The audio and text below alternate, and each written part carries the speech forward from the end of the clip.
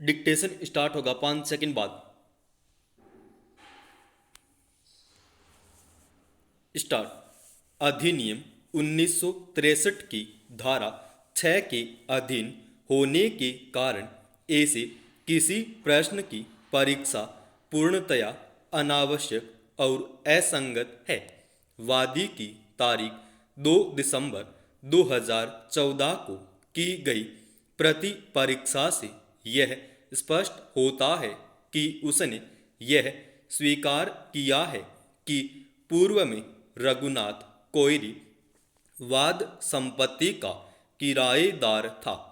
उसने यह भी स्वीकार किया है कि वह रघुनाथ कोइरी और उसकी पत्नी दुर्गा देवी कोइरी को जानता था और रघुनाथ कोइरी की मृत्यु हो चुकी है।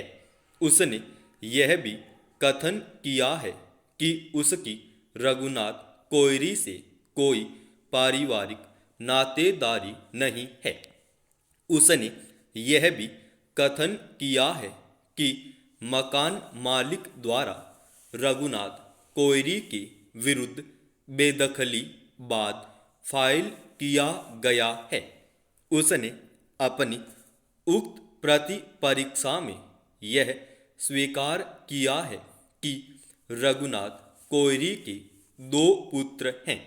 अतः यह स्वीकृत स्थिति है कि वाद संपत्ति का किराएदार उक्त रघुनाथ कोइरी था और उसकी मृत्यु के पश्चात उक्त किराएदारी उक्त किराएदार के वारिसों को न्यागत हो गई है और इसलिए मकान मालिक ने उक्त किराएदार के विरुद्ध बेदखली वाद फाइल किया है। वादी की प्रति परीक्षा से यह स्पष्ट से उपदर्शित होता है कि वाद संपत्ति का कब्जा वादी को अभिकथित बेकब्जा करने की तारीख पर वादी के पास नहीं था, जहां वादी वाद संपत्ति के ऊपर अपना कब्जा साबित करने में विफल रहा है। वहां वह विनिर्दिष्ट अनुतोष अधिनियम 1963 की धारा 6 के उपबंधों का आश्रय लेकर उक्त कब्जा वापस लेने का हकदार नहीं है।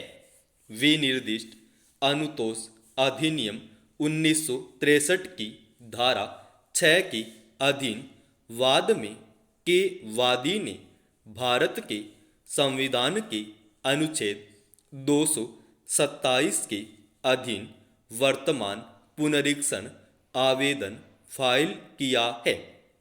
बाद में आवेदक ने यह अभिकथित किया है कि वह उक्त संपत्ति का 300 रुपये मासिक की दर से किराएदार है, जो अंग्रेजी कैलेंडर मास के अनुसार मोहम्मद इज़राइल मुख्तारुल इस्लाम को देय है और तारीख 25 जनवरी 2006 के एक करार के आधार पर श्री एम जलील विरोधी पक्षकार संख्या 6 कै से 6 च का हिताधिकारी है।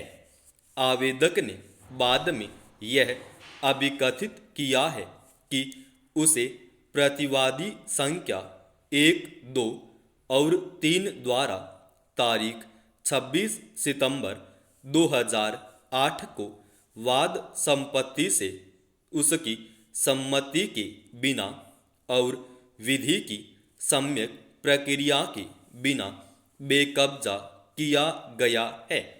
आवेदक ने बेकब्जा किए जाने के तुरंत पश्चात वाद संपत्ति से बेकब्जा करने के बारे में शिकायत करते हुए पुलिस अधिकारियों के समक्ष लिखित परिवाद संस्थित किया था। समाप्त।